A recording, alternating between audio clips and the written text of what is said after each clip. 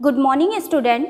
अभी तक हम लोगों ने क्या पढ़ा है, बैंकिंग का हमारा ये फर्स्ट चैप्टर चल रहा है, जहाँ पे हमने एक्सचेंज के बारे में पढ़ लिया है, एक्सचेंज क्या होता है। उसके बाद में बार्टर सिस्टम पढ़ा था, तो वहाँ पे हमने कंडीशन पढ़ी कि बार्टर सिस्टम कहाँ पे एग्जिस्ट करेगा। उसके बाद में आज हम पढ़ेंगे एडवांटेज ऑफ बार्टर सिस्टम। तो एडवांटेज क्या होता है, पहला बोला है सिंपलिसिटी होनी चाहिए, मतलब होती है इसमें। सिंपलिसिटी क्या कि आप एक कमोडिटी को लेकर गए हैं दूसरे पर्सन के पास में, तो बदले में आपको क्या मिल रही है, दूसरी कमोडिटी मिल रही है, कोई दूसरा गुड्स मिल रहा है। तो सिंपल सी बात इतना समझने की कोशिश कीजिए कि आपको कुछ भी मतलब कुछ हेडेक नहीं है, आपको क्या है, चीज़ें जो है बहुत सिंपल तरीके से हो रही हैं। तो इसीलिए बोला कि बार्टर सिस्टम जो होता है वो बहुत ही सिंपल होता है।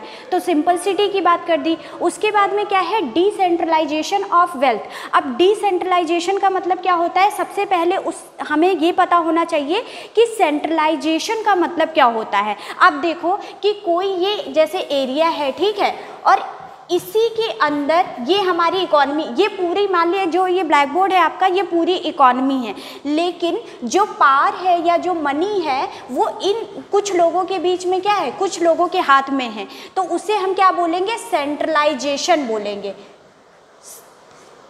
अच्छा रुकिए, ऐसे नहीं समझ में आता है, तुम लोगों की लैंग्वेज में समझाते हैं। देखो, अगर हम क्लास में पढ़ा रहे हैं, ठीक, और हमें कोई काम पड़ जाता है और क्लास से बाहर जाना पड़ता है, तो हम क्या, कुछ बच्चे होते हैं क्लास में, उनसे हम बोल देते हैं बेटा देखे रहे, जैसे मॉनिटर टाइप्स नहीं बना देते हैं कि देखे रहना कि अगर कोई बच्चा शैतानी करे या कुछ भी करे, काम ना करे, जो हमने काम दिया है वो अगर काम कंप्लीट नहीं कर रहा है तो हम उसका नाम लिख लेना, हम जब आएंगे तो उसको पनिश करेंगे, या कुछ भी बोलते हैं।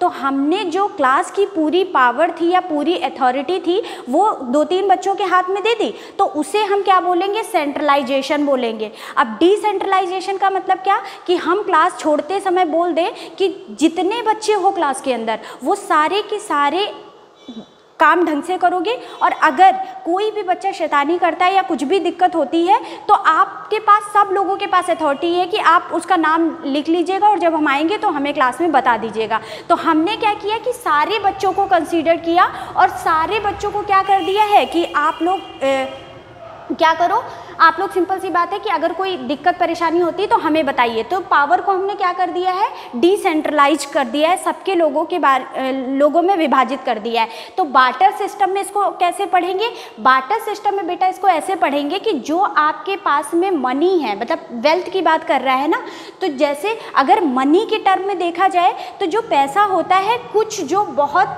मतलब बड़े बिजनेसमैन होते हैं या जो अच्छे पोस्ट पे होते हैं, उनके पास में पैसा आकर के रुक जाता है और वो पैसे से पैसा कमाते हैं।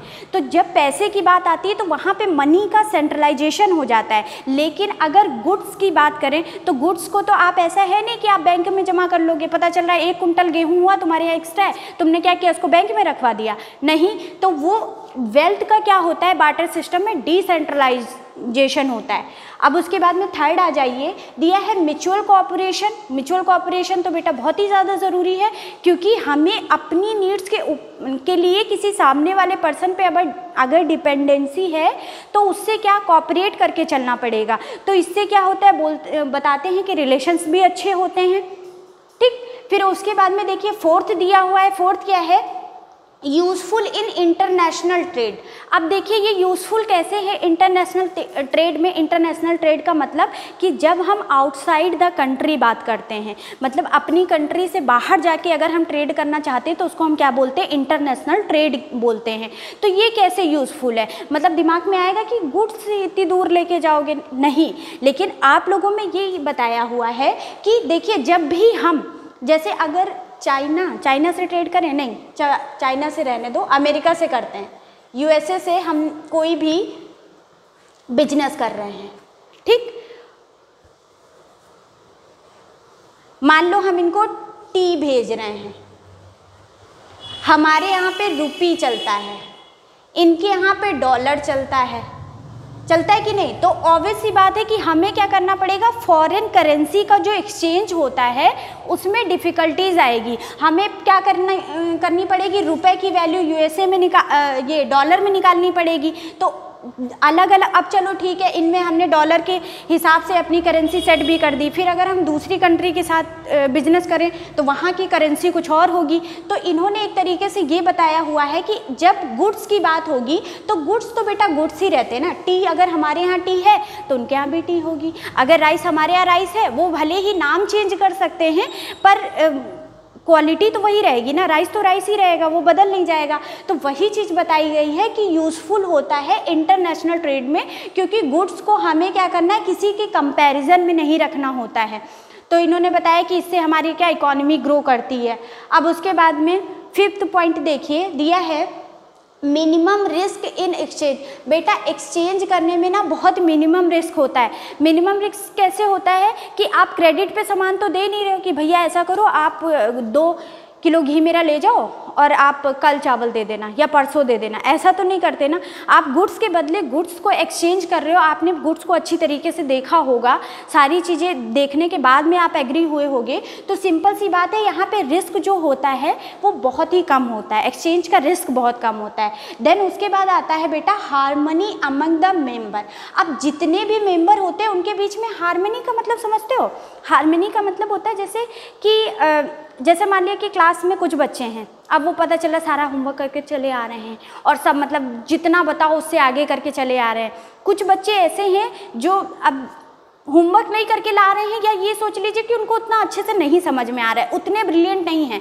लेकिन एक मतलब जो अच्छा टीचर होगा वो क्या करेगा कि वो जो बच्चे नहीं ठीक से कर पा रहे हैं उनको भी साथ लेके चलेगा और जो अच्छे बच्चे हैं उनको भी साथ में लेकर चलेगा, तो एक हार्मनी नहीं बन जाएगी। तो यही हार्मनी की बात क्यों मेंबर के बीच में इसलिए होती है क्योंकि मनी सबके पास में बराबर मनी तो है ही नहीं, बात ही ख़त्म। जैसे अभी क्या होता है कि हम लोग क्लास का डिवाइडेशन करते हैं ना कि वो अपर क्लास है, हम मिडिल क्लास हैं और उसके बाद में हमारा लोअर क्लास आता है, ये लोअर क्लास से है। तो वो सारी चीज़ें जो होंगी वो बार्टर सिस्टम के टाइम पे तो नहीं होती होंगी ना, कि जब ये मेनली मनी नहीं आई होगी। होते थे जैसे अब राजा महाराजा और महाजन, वो तो एक अलग ही चीज़ हो गई, लेकिन जो कॉमन मेंबर हैं उनके बीच में क्या रहती थी, हार्मनी रहती थी। आप देखिए इसमें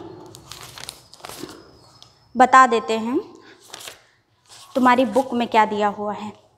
देखो दिया है the barter is a very effective in maintaining harmony among the member of society. Mutual contract is must for barter. ठीक है, एवरी पर्सन इस society is bound to have better relation with all the other member. हाँ, और harmony आपको बना के रखनी भी पड़ेगी। क्यों? क्योंकि सिंपल सी बात समझिए कि अगर आपके रिलेशंस अच्छे नहीं होंगे तो आपके साथ में कौन ट्रेड करना चाहेगा? कोई नहीं करना चाहेगा। अब उसके बाद में आप अपना 7 पॉइंट पे आ जाइए। दिया है प्रोडक्शन फॉर सोशल रिक्वायरमेंट। अब प्रोडक्शन फॉर सोशल रिक्वायरमेंट का मतलब क्या हुआ कि अगर हमें हमारी सोसाइटी में जिस भी चीज़ की ज़रूरत है उसका हम प्रोडक्शन कर सकते हैं। जैसे फार्मर करता है, अगर जितनी भी मतलब इतनी सारी हमारे यहाँ की इस टाइम पे पॉपुलेशन है, लेकिन सबका पेट कौन भरने वाला है? फार्मर। तो यही बताया हुआ कि बार्टर सिस्टम के साथ में भी देखो दिया है many goods are perishable, this is not an easy to task to store तो आप करके रख नहीं सकते हो बहुत सारा सामान। तो इन्होंने बताया कि आपकी सोसाइटी की रिक्वायरमेंट्स के अनुसार आप क्या करते हो? प्रोडक्शन करते हो। तो ये बार्टर सिस्टम का बहुत अच्छा एक एडवांटेज माना जाता है। फिर उसके बाद में नेक्स्ट आ जाइए, दिया हुआ है no problem of over and under production. ये बेटा प्रोडक्शन है आपका। इसका मतलब क्या हुआ कि आपको कोई प्रॉब्लम नहीं है। अगर आपका मान लीजिए ओवर प्रोडक्शन हो गया है तो आप क्या करो? एक्सचेंज करके दूसरे का गुड्स ले सकते हो। और अगर कम प्रोडक्शन हो, और देखो यहाँ पे इन्होंने इस लाइन में भी क्लियर किया है कि हम सोशल रिक्वायरमेंट के हिसाब से प्रोडक्शन कर रहे हैं। तो अगर हम किसी के नीड के हिसाब से, डिमांड के हिसाब से प्रोडक्शन करेंगे तो ना ही ओवर होगा और ना ही क्या होगा? अंडर प्रोडक्शन होगा। बिल्कुल जितना भी हमें रिक्वायर होगा उतना ही प्रोडक्शन होगा। तो बार्टर सिस्टम के ये मेन आपके क्या थे? एडवांटेजेस थे उसमें सबसे पहला सिंपलिसिटी हो गया, डिसेंट्रलाइजेशन ऑफ वेल्थ हो गया, म्यूचुअल कॉपरेशन, उसके बाद यूजफुल इन इंटरनेशनल ट्रेड, फिर उसके बाद आपका minimum risk in exchange, harmony among the member, production for social requirement, no production of over and under production. तो ये बेटा आज हमने डिसएडवांटेज किए हैं इसके। नेक्स्ट वीडियो में हम क्या आज हमने इसके एडवांटेजेस किए हैं और कल हम क्या करेंगे, इसके डिसएडवांटेजेस को करेंगे। ठीक।